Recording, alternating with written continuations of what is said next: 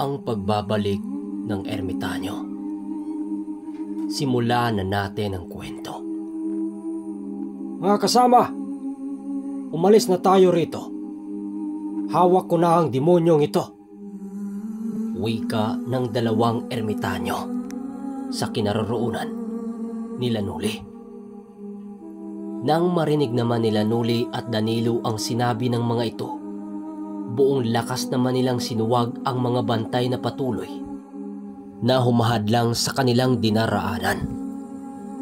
Sa paglundag ng isang sigbin sa kanilang kinaroroonan, bigla naman itong sinalag ni Nuli ng kanyang tabak.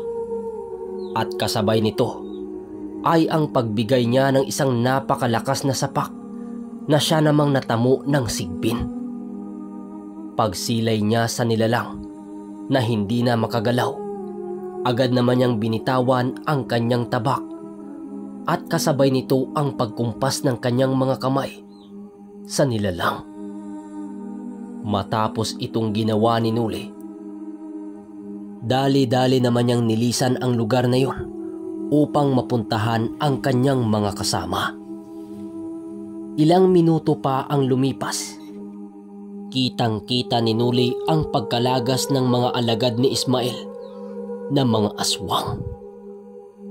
Halos isang nilalang na lang noon ang kanyang nasilayan na nakatayo na siyang hawak-hawak nila Mang Carpio.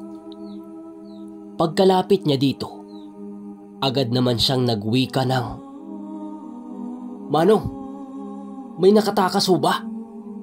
"Wala, Nuli. Anong rason? Bakit natin sila patakasin?" sagot naman ni Manong Duming. Matapos itong sabihin ni Manong Duming, agad naman siyang niyayang pumunta sa kinaroroonan ni Mang Carpio. Kanina pa kasi itong naghihintay sa kanila kasama ang mga bataan nito. Sa pagdating nila sa kinaroroonan ito, nagpasya silang lisanin na ang lugar sa kasamahan ni Ismael. Hindi na sila nag-abalang ilibing ang mga kasama nitong mga aswang dahil inaasahan na nila ang pagkaagnas ng mga katawan nito bago sumapit ang umaga. Labis kasi noong naniniwala si Manong Duming, walang dugo ng isang tao ang mga pinagkatiwalaan ni Ismael. Habang kasagsagan sila ng kanilang paglalakad, panay naman ang kanilang pagrinig ng pag-ungol ng kanilang bihag dahil sa pagsayad ng balat nito sa lupa. Hindi naman nila ito gaanong pinapansin dahil para sa kanila, isang magaang parusa pa lang ang kanyang pinagdadaanan. Makalipas pa ang ilang mga oras, nadapo na nga sila sa lugar ng pamilyang kanilang tinulungan. Naaktuhan nila yung natutulog sa ilalim ng puno na para bang yun pa ang kauna-unahang pagkakataon na makaramdam sila ng kaginhawaan at kapayapaan. "Manong, gumising na ho kayo. Narito na kami," wika ni Nuli paglapit sa pamilyang yon. Habang hindi pa nagising ang pamilya ng lalaki, minabuti nilang itago ang pagmumukha ni Ismael upang hindi na ito makapagbigay ng karagdagang takot sa kanyang mga biktima na ginambala ng ilang taon. Makalipas ang mga minuto, nagising na nga ang lalaking yon at kasabay ng pagtitig sa kanila na para bang labis ang pagkagulat. Halos bakas na bakas sa pagmumukha nito na halos hindi makapaniwala na nagawa nilang mapabagsak nila ang taong kinakatakutan sa kanilang lugar. Maya-maya pa, bigla namang napatayo ang lalaki at dali-daling ginising ang kanyang mga anak at asawa't kapatid. "Iho, sumunod lang ho kayo sa amin. Pansamantala muna kayong patirahin sa aming lugar. Para naman kahit papano makaramdam kayo ng kaligtasan at mawala ang pagkabahala sa inyong mga sarili. Wika ni Manong Duming. Nang marinig ito ng pamilya ng lalaki, hindi na ito umimik at sinunod na lamang ang mga sinabi nila Nuli. Habang binabaybay nila ang daan patungong baryo, panay naman ang kanilang pag-uusap ukol sa kaganapan. Hindi rin nila alintana ang dilim ng paligid dahil meron silang nag-iisang sulok na nagbibigay ng liwanag sa kanilang daan. Ilang oras pa ang lumipas, narating na nga nila Nuli ang pangahuling bundok na kanilang daraanan. Doon sila pansamantalang nagpapahinga dahil napapansin nilang humihingal na ang mga kabataan nilang kasamahan.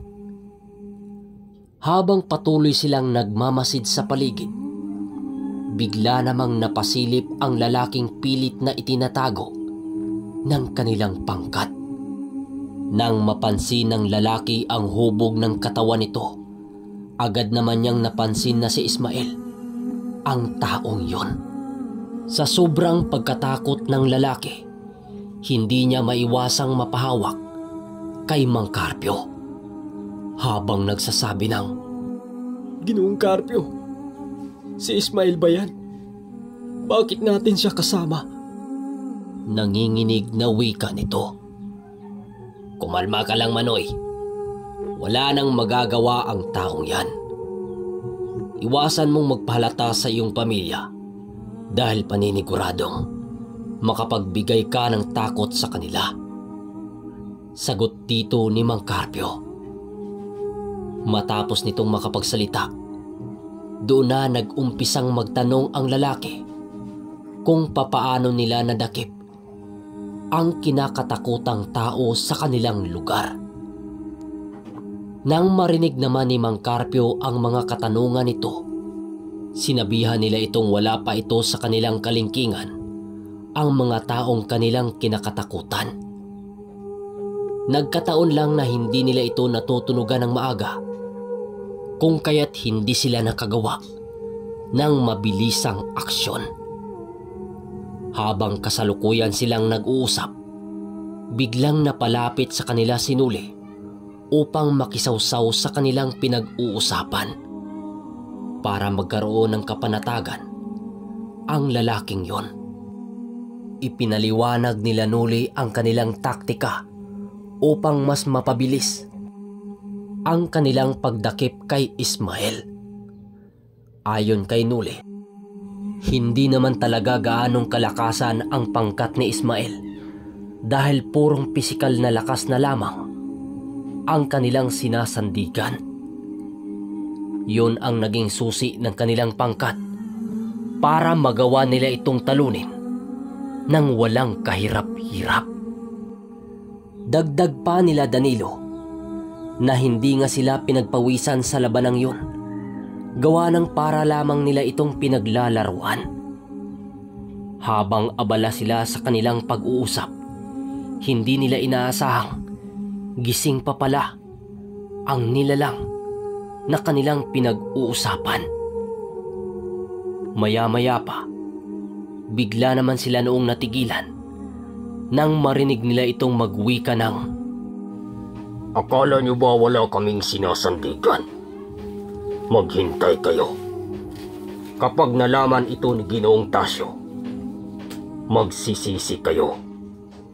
Dahil ang mga alagang manok niya sa aming baryo, wala nang magbabantay. Nang marinig nila Nuli ang pangalang Tasyo, bigla naman silang natigilan sa kanilang kinalalagyan. Halos hindi nila inaasahan nila Nuli na kakilala pala ni Ismael ang sungaw na may kalahating itim na bunggaitan na ilang buwan na nilang hinahanap. Dahil sa mga sinabi nito, napilitan silang kausapin si Ismael tungkol sa nalalaman nito kay Tasyo. Kahit papano kasi, iniiwasan pa rin nilang mawala ng pasensya sa taong yun dahil alam nila sa kanilang mga sarili na labis pang natatakot doon ang pamilya ng lalaki. Nang hindi na nila yun mapapaamin tungkol sa kinaroroonan ni Tasyo, napagpasyahan nilang ipagpatuloy na ang kanilang pakipag-usap dito sa oras na marating nila ang tahanan ng kanyang ama. Ilang mga oras pa ang lumipas, nagpasya na si Manong Duming na ipagpatuloy ang kanilang paglalakbay. Napansin kasi niyang paparating na ang bukang liwayway. Nang marating na nila ang tahanan ng kanyang ama, matyaga sila sa paghintay ng paggising nito. Bali pinapasok na muna nila Nuli ang pamilyang yon sa kubo para naman maipagpatuloy nito ang kanilang naudlot na pagpapahinga. Sa pagsapit ng umaga, agad naman nilang kinausap ng masinsinan ang kanyang ama ukol sa pansamantalang pananatili ng pamilyang yun sa kanilang bahay. Nangako din siyang tutulong ito sa kanila sa mga taong mag-usad sa kanilang pang-araw-araw na buhay. Dahil sa awa ng kanyang ama sa mga ganong tao, kung kaya't hindi ito tumanggi sa kanilang gusto. Walang problema, anak. Alam kong masipag ang mga ganitong tao. May ilang negosyo naman tayo. Wala yung problema. Sabihan mo lang ako kung may kailangan pa kayo. O bueno, tutuloy na ako sa ating pinapatrabaho sa bayan. Kayo na ang bahala rito at ng mga kapatid at ina mo. Wika ng kanyang ama. Sige tay, kami na ang bahala dito. Mag-iingat ho kayo sa iyong lalakarin. Sagot naman ni Nuli. Matapos nilang mag-usap, agad namang bumalik si Nuli sa kanilang mga kasama upang ipagsasabi ang mga sinabi ng kanyang ama. Nang marinig naman ito ng pamilya ng lalaki, nagpresenta itong tutulong sila sa pagbantay sa palayan maging sa paglinis ng maisan. Hanggat hindi pa yon nagagapas. Hindi naman tumutol noon sila Nuli, gawa ng alam nila sa kanilang mga sarili na mapagkatiwalaan nila ito ng husto. Sa pag-alis ng pamilya sa kubo, kinuha nila si Ismael at dinala sa ilalim ng papag sa may kabila ng kubo.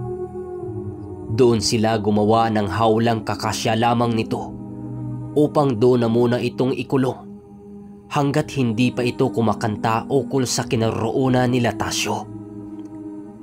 Ismael, talaga bang gusto mong mahirapan ang sarili mo? Kung ako sa'yo, umamin ka na. Wala ka na naman ding patutunguhan eh. Kung ako sa'yo, umamin ka na para hindi ka na mahirapan. Ayaw mo nun. Kahit sa kahuli-hulihan ng iyong buhay, nakagawa ka pa rin ng mabuti. Wika ni Manong Duming habang gumagawa ng hawla. Tama nga naman, Ginoong Ismael. Huwag mo na kaming pahirapan pa. Pare-pareha lang naman tayong makakakuha ng benepisyo dito eh. Kung ako pa sa'yo, makipagtulungan ka na lang sa amin. Malay mo, magbago pa ang isip ng aking mga kasama. Wika ni Nuli. Magbago? Wala ngang pinagkaiba sa hayop ang pagturing nyo sa aming mga demonyo. Paano namin yung magagawa? Kayo ang mas higit na peste sa aming pangingikil. Sagot ni Ismael habang patuloy na sumusuka ng dugo. Matapos itong marinig nila Nuli, pilit talaga nila itong kinumbinsi upang magsalita. Nararamdaman kasi nilang meron pang kabutihan sa kalooban ni Ismael na siya namang nais nilang makuha Sa pagpatuloy ng kwento, dito nyo maririnig ang nakakasabik na labanan sa pinunong sungaw at sa mga bantay na sungaw na sa bungero kontra sa pangkat nila Nuli. Okay, hanggang dito na muna tayo mga kaermitanyo. Tutungo tayo sa shoutout. Una sa ating listahan, kay Kinit Aldaga, shoutout kay Richard from Bohol. G. Natividad from Hong Kong, shoutout sa iyo. Anil Claridad, shoutout sa iyo, Quezon City. Junri Pasinabo from Valenzuela. Shoutout kay Karen Francisco, Cavite Dasmariñas. Kent Orle from Cavite, shoutout sa iyo. Joseph Abante, K59 Vlog, shoutout sa Asian Family, Karabalan, Himamaylan. Galing kay Jumare Sagrado, shoutout Jumar Sagrado. Ralph Dio Carissa from Monreal, Masbate. Ronald Pansional. Josie Samino from Kuwait, shoutout sa iyo. Magno Jordan Dasmariñas, Cavite, shoutout sa iyo. Arnel ng Poldero, Cagayan, shoutout sa iyo. Rons TV Vlog ng Davao. Marlo de la Cruz from Manila, shoutout sa iyo. Alan Santillan from Dua, Qatar, shoutout din sa iyo. Silang Sakalan Rocky Ornido from Barangay Lunang, Ilocos, Leyte, shoutout sa inyo. Norris Jaguar from Bunbunon, Shaton. Shai from Lawaan, Talisay City, Cebu, shoutout. RC Kalangunan, shoutout sa iyo. Juvenal Jaco Salim, shoutout sa iyo. From Juby from Riyadh, Saudi Arabia. Clean Hernandez from Kabadbaran City. Jodrel from Babatngon. Roldan Lambo from Alagisan, Cebu. Jubik Sarona from Siargao City. Sherwen Nolpondo from Dumaguete City, shoutout sa iyo. Orly Laguda Family from Agmanek, Romblon. Rija Bangalbi from Iloilo City. Edward Pid from Tungawan, Zamboanga, shoutout sa inyo. Francis Cumbandrico from Paranaque City. Bonifacio Peria, shoutout Buning to Bicol. Glenn Gali, Bacolod City. Sainudin Likayen from Saudi. Philip Bacale Family, shoutout sa iyo. Rino Abalos from Toronto, Canada. Mark Acosta from Las Piñas City. Rolanda Man to Aper Nasipit, Talamban, Cebu, shoutout. At sa panghuli, kay Ralph Dio Carissa, Monreal, Masbate. Sa mga hindi pa nagpa-shoutout, i-comment nyo yung mga pangalan nyo sa baba kung taga saan kayo. Maraming salamat.